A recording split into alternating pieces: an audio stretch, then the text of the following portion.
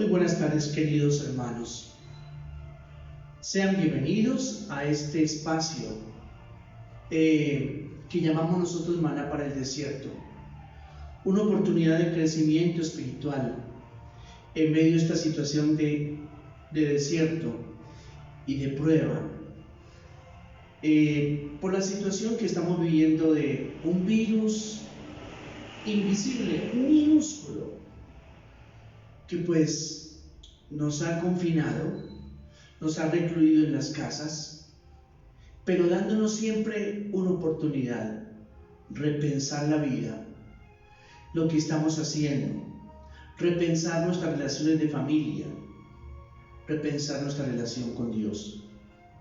Entonces, este espacio lo ofrecemos en nuestra parroquia para acompañarlos a ustedes, de tal manera que no sientan soledad espiritual, sino la presencia, compañía también de la palabra que fortalece, que anima, que consuela, que da luces, que orienta. Bien, vamos entonces a iniciar nuestro espacio de Maná para el Desierto con la oración pidiéndole al Señor Jesús que no pase de largo, sino que golpee fuerte en nuestras casas para que nosotros, oyéndolo, le abramos la puerta y Él produzca grandes transformaciones en nuestro hogar. Oración para pedir a Jesús que entre en nuestra casa. Jesús, te invitamos a nuestra casa. Golpea fuerte nuestra puerta para que te oigamos y pronto salgamos a abrirte para que entres. Necesitamos de ti, de tu fuerza sanadora para curarnos, de tu mirada compasiva y misericordiosa para animarnos, de tu mano extendida para levantarnos, de tu palabra consoladora para recuperar la alegría de vivir. No pases de largo por nuestra vida en nuestra casa. Queremos tenerte como el huésped más esperado y acogido, porque sabemos que tu visita nos trae la paz y la esperanza que necesitamos en nuestro hogar. Si tú no nos devuelves las ganas de vivir, ¿quién podrá hacerlo? Solo tú tienes palabras de vida eterna, las palabras que necesitamos para reorientar nuestra vida y para fortalecernos en los momentos difíciles. Jesús, entra en nuestra casa. Queremos sentarnos a la mesa en familia contigo. Amén. Bien, hermanos, como les había dicho, el estudio de la palabra, el conocimiento de Jesús, que es lo que intento ofrecerles a ustedes y entusiasmarlos, sobre todo entusiasmarlos por conocer a la persona más maravillosa que hay, que es nada menos que Dios entre nosotros, Dios habitando entre nosotros, Jesús, Dios que se hace humano y que nos enseña a vivir la humanidad al estilo que propone Dios en Jesús. Entonces por eso se requiere que lo conozcamos muy bien. ¿Cómo lo vamos conociendo? Frecuentándolo ¿en dónde? En la palabra, en la oración, en fin. Pero aquí lo estamos haciendo a través de la palabra. Cuando se frecuenta el encuentro con Jesús, va pasando en nuestra vida. Vamos como copiando cosas, actitudes, pensamientos, sentimientos de Él. Y entonces la vida se torna mucho más fácil. Bueno, también complicada muchas veces, pero sobre todo nos damos o tenemos la seguridad de que buscamos actuar al estilo de Jesús. Bien, tomamos entonces el texto que estábamos leyendo en el día de ayer, porque como les dije, lo hacemos en 3 momentos. Primer momento, leemos el texto y damos unas pistas para lectura. Segundo momento, profundizamos un poco más el texto. es lo que vamos a hacer en el día de hoy. Y tercer momento, ya buscamos hacer la relación a la vida. Eso que es Jesús y eso que es también el personaje o las personas que aparecen en el texto, cómo revelan también algo de nosotros. Bien, los invito entonces a que tomemos la Biblia y de nuevo busquemos Marcos capítulo 10, versículos 46 al 52. Marcos capítulo 10. Tómense su tiempo para ir a buscar la Biblia. La abrimos y buscamos el Evangelio de Marcos, el segundo de los evangelios que aparece ahí en el Nuevo Testamento. Y allí el capítulo 10, el número grande. Y dentro del capítulo 10, los números pequeñitos, el 46 al 52. Voy a leerlo entonces nuevamente para tratar de entrar ahora, luego, en profundidad en el texto. Dice así: entonces llegaron a Jericó. Cuando salía de Jericó con sus discípulos y una gran multitud, un mendigo invidente llamado Bartimeo, el hijo de Timeo, estaba sentado junto al camino, y cuando oyó que era Jesús el Nazareno, comenzó a gritar y a decir: Hijo de David, Jesús, ten misericordia de mí. Muchos lo reprendían para que se callara, pero él gritaba mucho más: Hijo de David, ten misericordia de mí. Y Jesús se detuvo y dijo: llámenlo. Y llamaron al invidente, diciéndole: anímate, levántate, que te llama. Y él, arrojando su manto, se levantó de un salto y fue a Jesús. Y dirigiéndose a él, Jesús le dijo: ¿qué deseas que haga por ti? Y el invidente le respondió: Maestro, que recobre la vista. Jesús le dijo: vete, tu fe te ha salvado. Al instante recobró la vista y le seguía por el camino. Palabra del Señor.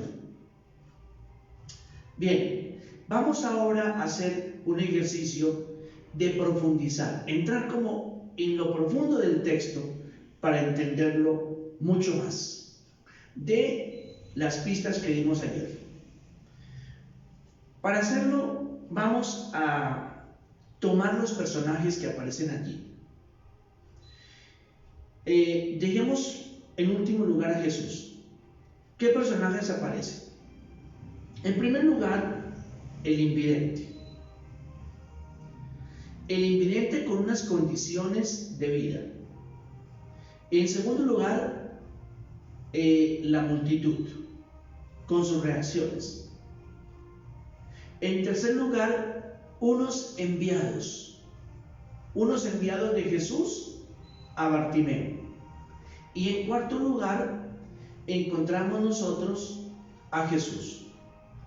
Lo dejamos de último para ver toda la riqueza de la reacción de Jesús frente a esa situación que él encuentra al salir de Jericó. Bien, vamos entonces al texto y a buscar al invidente. Bueno, ¿cuáles son las condiciones con las que dibuja Marcos a esta persona invidente? Nos dice primero, ahí en el versículo 46, era mendigo.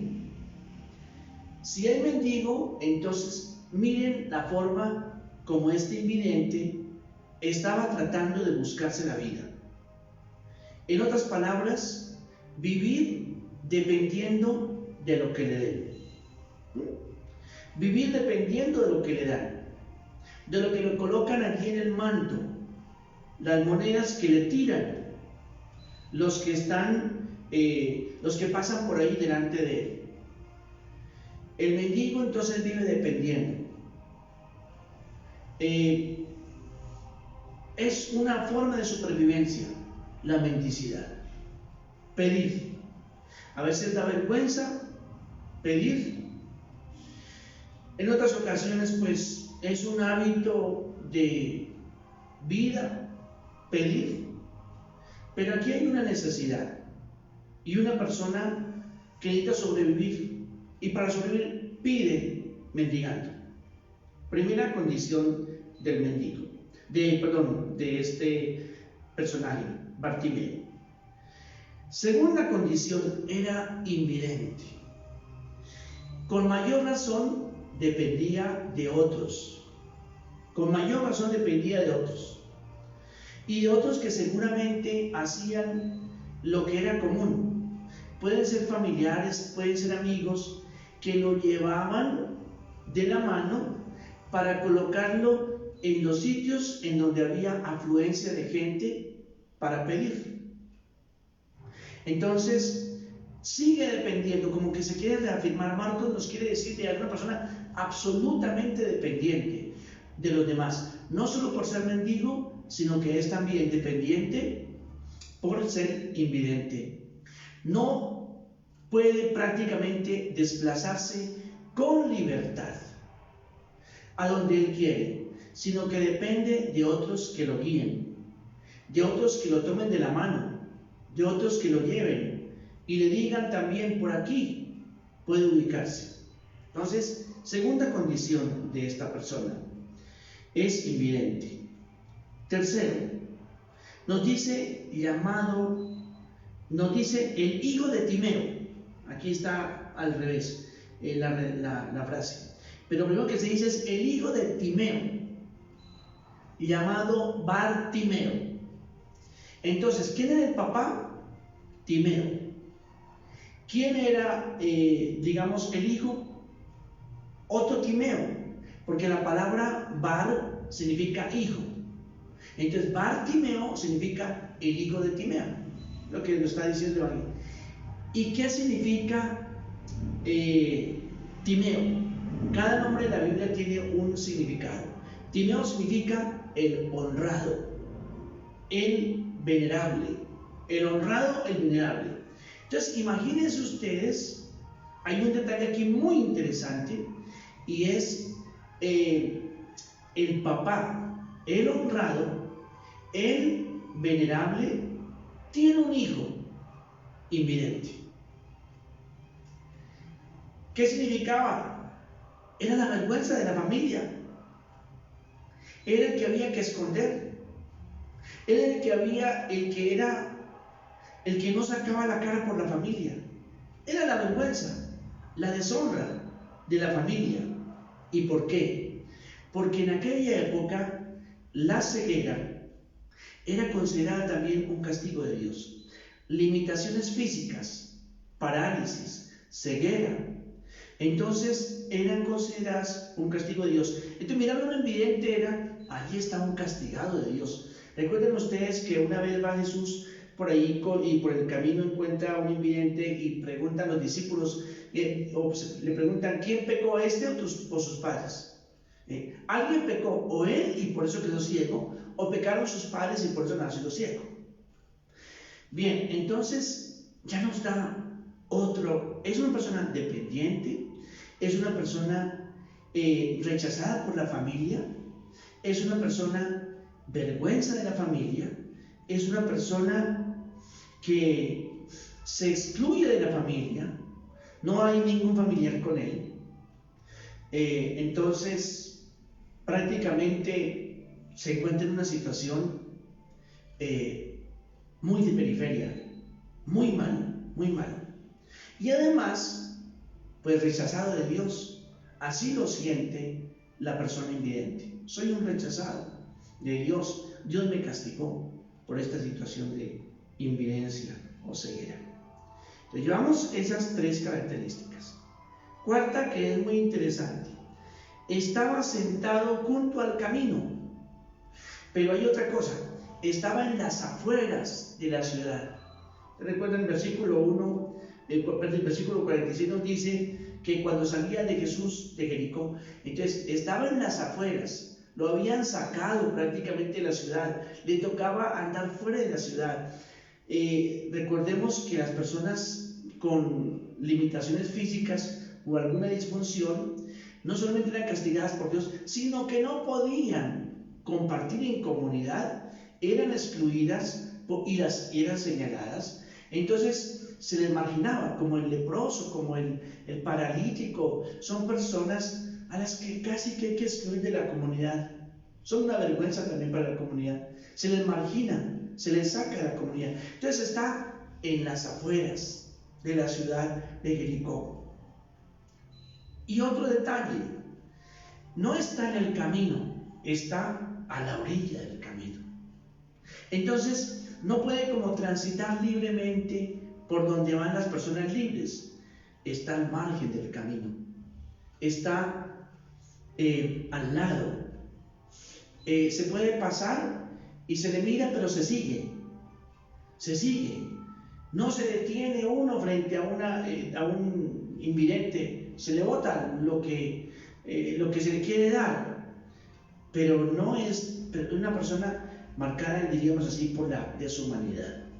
Bueno, bien, entonces, fíjense ustedes, esa es su situación, una situación de marginalidad, de exclusión, de vergüenza, de sentirse castigado por Dios, de excluido del perdón, de excluido del culto, porque no podían acudir al culto, no podían entrar en la sinagoga o en el templo, las personas que tuvieran alguna limitación física, porque pues eran castigadas por Dios. ¿El signo cuál era? La disfunción, era la limitación física. Bueno, entonces excluido también del culto, del poder alabar, bendecir, de adorar a Dios. Así esa es la condición personal de este invidente Bartimeo. Bueno, pero hay una cosa, no ve, pero tiene oído, oye. ¿Qué oyó? Una multitud que va, mucha gente, siento los pasos de mucha gente que va por el camino. Es la oportunidad entonces de gritar, una limosna, por favor. Pero no, pregunta seguramente, porque tiene voz y tiene oído. Entonces, muy seguramente pregunta, ¿por qué hay tantos pasos? ¿Por qué se siente pasar tanta gente? Y alguien le diría, pues es que va Jesús y vamos con él. Entonces, no grita, diríamos así, pidiendo ayuda para sobrevivir. Una limosna, por favor. No. Sabiendo que va Jesús, lo que grita es esto: Hijo de David, Jesús, ten misericordia de mí. Entonces, ahora utiliza el recurso de su voz. Ya escuchó, está pasando Jesús. Eso ya es importante. Es Jesús el que está pasando.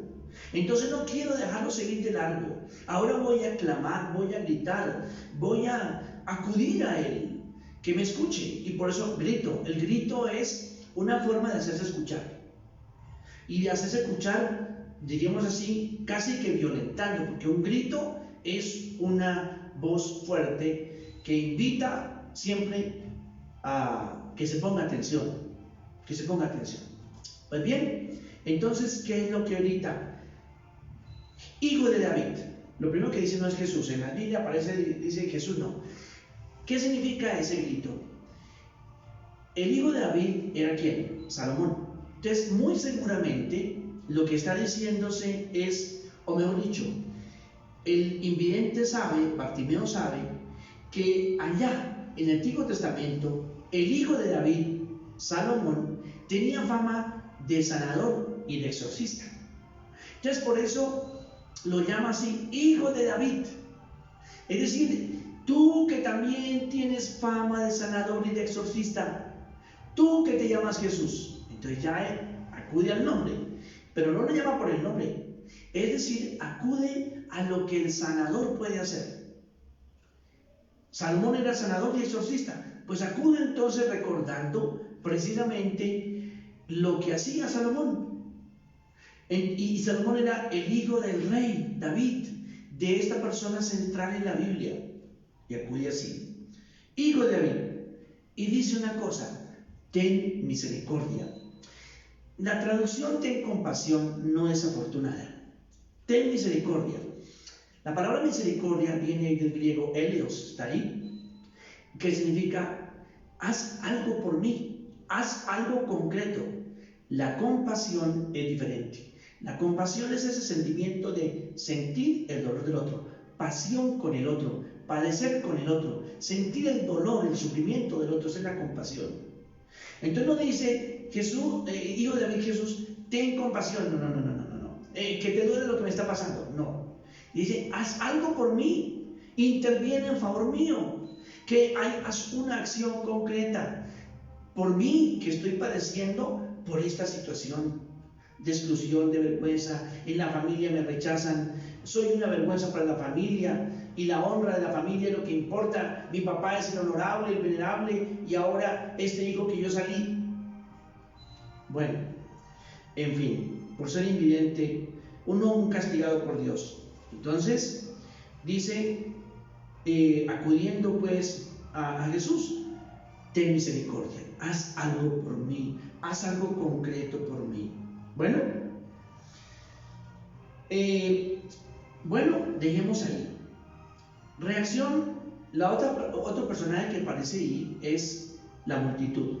La multitud que va acompañando a Jesús, seguramente como les decía, van pasando por Jericó, atraviesan Jericó, van seguramente hacia Betania, pero dirigiéndose a Jerusalén. Ese era el trayecto que había que recorrer. Iban a Jerusalén, porque lo dice el texto en el versículo 32. Entonces van como de afán, van como pasando, porque el destino de Jesús es Jerusalén. Entonces, la multitud no quiere que se detenga a Jesús, y sobre todo, digamos, una persona marginada, excluida, vergüenza de la familia, dependiente, que sobrevive pidiendo limosna, pues no quieren que esa situación interrumpa a Jesús, el caminar de Jesús. Entonces por eso lo increpan, lo regañan, le dicen, cállese, cállense. La multitud dice dice el texto, lo regañaban para que se callaran. Pero él tiene a su favor la voz, el grito, la voz para gritar. Y vuelve otra vez a decir, hijo de David, ya no dice Jesús, dice hijo de David, es decir, acudo a ti para que tenga misericordia, tú que tienes, digamos como Salomón, esa facultad de curar, de sanar, de exorcizar, por favor, interviene en favor mío. El grito es su recurso, dos veces, entonces aparece aquí gritando. Bien, después viene la otra reacción de la multitud, cuando Jesús dice, llámenlo. Y entonces viene una cosa que es interesante. Jesús se detiene, sí, pero entonces hay unos enviados. De la multitud, unos van seguramente donde el invidente, van como enviados de la voz de Jesús, del llamado de Jesús, de la invitación de Jesús. Esos enviados que llegan a una persona que se encuentra en esa situación de marginalidad, de rechazo, de vergüenza, de dependencia, de desesperación, en fin, de horizonte cerrado. Entonces, y van con una palabra muy significativa: anímate, anímate, recobra ánimo. Hay una cosa muy buena, una muy buena noticia para ti. ¿Cuál? Que Jesús te llama. Es lo que a nosotros también, cuando miremos mañana las implicaciones del texto, es lo que a nosotros se nos pide también que hagamos con alguien que se encuentre semejante al invidente. Jesús te llama. Jesús te espera. Jesús te está esperando, te llama. Acércate a Él, acércate a Él y levántate. Es decir, deja de estar ahí en esa situación arrastrado por el suelo, desesperado. Jesús te está esperando. Imagínense ustedes que nosotros actuáramos así con quien vemos, pero a veces damos unos consejos que no son para levantar el ánimo. ¿Qué mejor ánimo levantado que el hecho de que Jesús me está esperando? Jesús me llama, debo ir a Él. Bueno, aquí no le importaba al invidente, volvamos al invidente, pedir limosna. Él no va a que Jesús haga una vaca o haga una colecta para llenarle allá su manto de monedas. No le interesa eso. Ahora le interesa es recobrar la vista. Porque recobrar la vista, ¿qué significa? Para que mi familia no se avergüence de mí. Recobrar la vista para volver a ser incluido en la sociedad. Para que yo no viva en las afueras de la ciudad. Para que yo no viva al margen o al lado del camino, a la orilla del camino, sino que ahora por mí mismo me pueda valer, que ya no dependa. Entonces, eso es lo que me interesa. No me interesa la plata en este momento, me interesa es esto que estoy perdiendo por esta condición en la que me encuentro. La aceptación, la acogida, la honra personal. Perder la honra en aquella época era bastante, más que la plata, a veces la honra era el primer valor que había en la sociedad de aquella época. Bueno, entonces por eso seguramente el señor Timeo, papá de Bartimeo, daba pena de su hijo, daba pena. Yo no quiero que mi papá tampoco sienta pena de mí. Bueno, entonces ahora nos dice que él arroja, reacción del invidente, arrojando su manto. No me importan las monedas, no me importa la plata que me han dado, a mí no me importa eso, porque no dice ahí que recogió sus moneditas y se fue de Jesús. No, dice arrojando el manto, lo dejó, ya que si había monedas allá, que alguien se las coja. Me interesa es otra cosa, la recuperación de mi dignidad humana. Mi dignidad humana afectada por esta condición de invidencia. Bien, dice ahí, se levantó y ¡pum! Saltando, se levantó, salió de esta situación.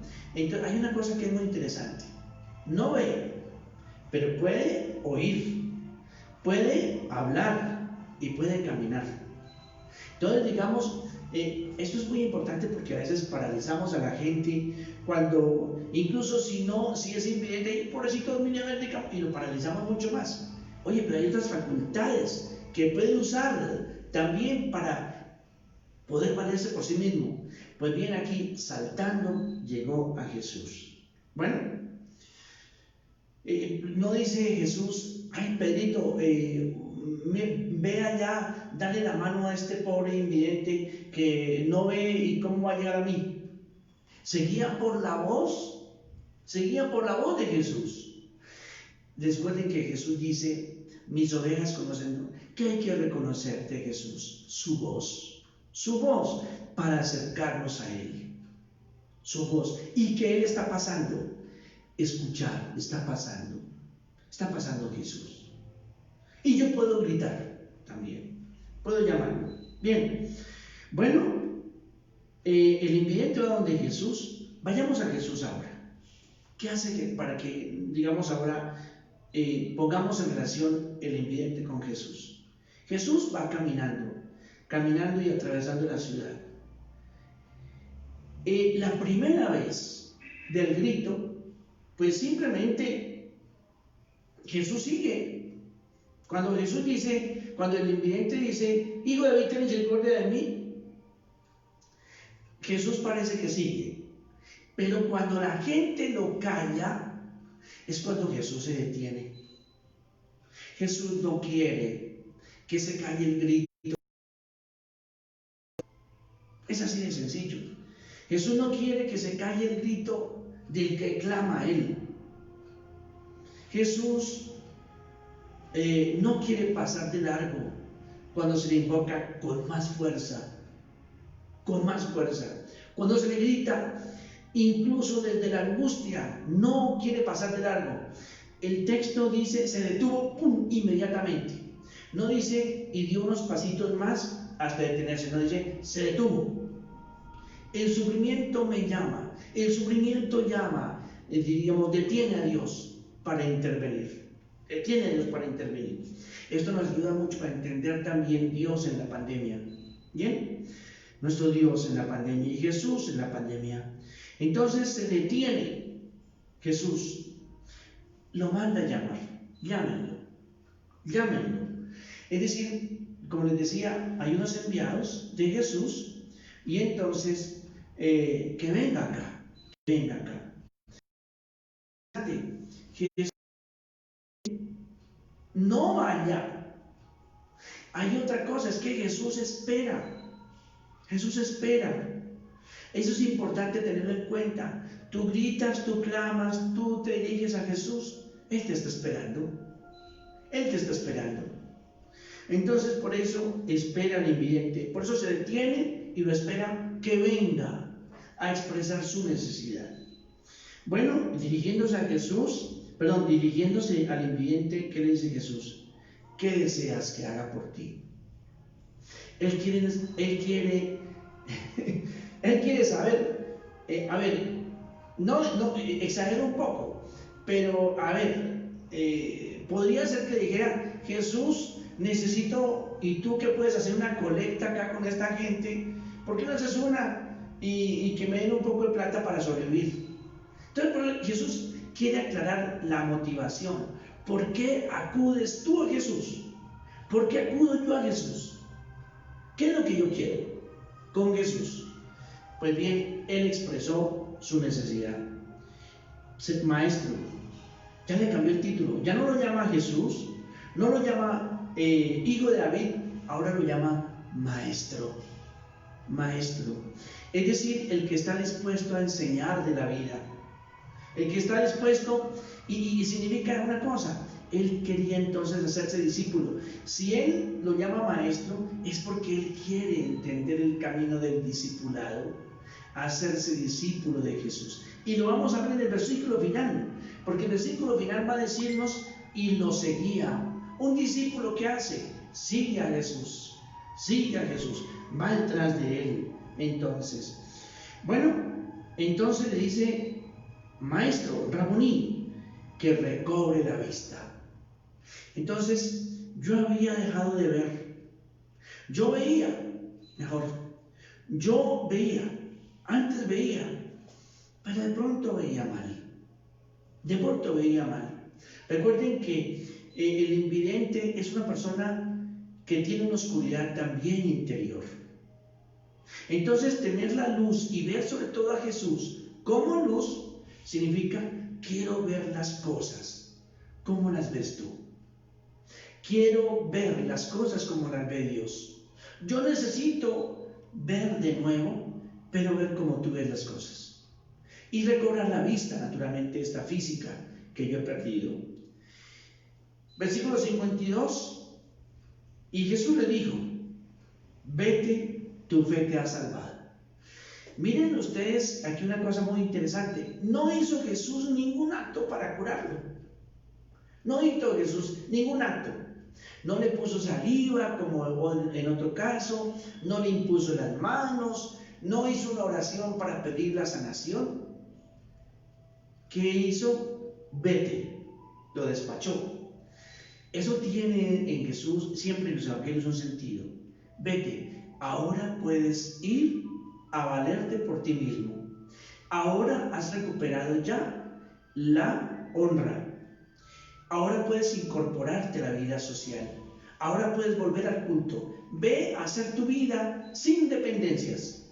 Es lo que está diciendo Jesús. Vete a hacer la vida sin dependencias, sin depender de nadie para vivir. Solo de Jesús, naturalmente.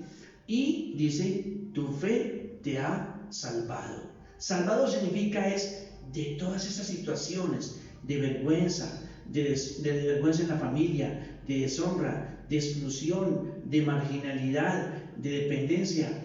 De todo eso ha sido salvado. Entonces, ¿qué fue lo que vio Jesús? La fe. La fe.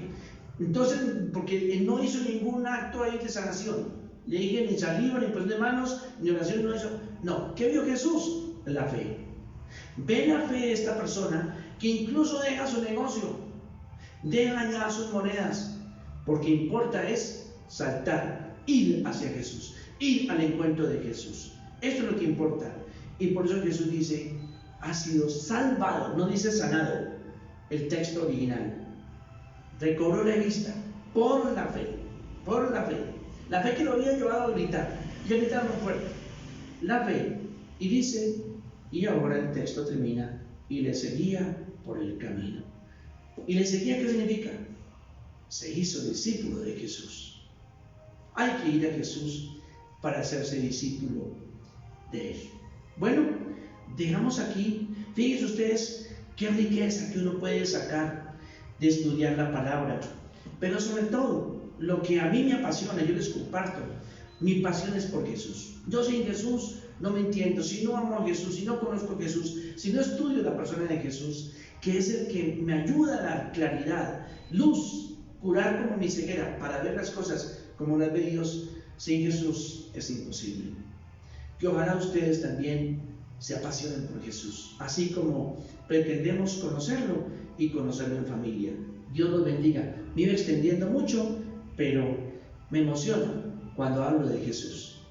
Buena tarde para todos.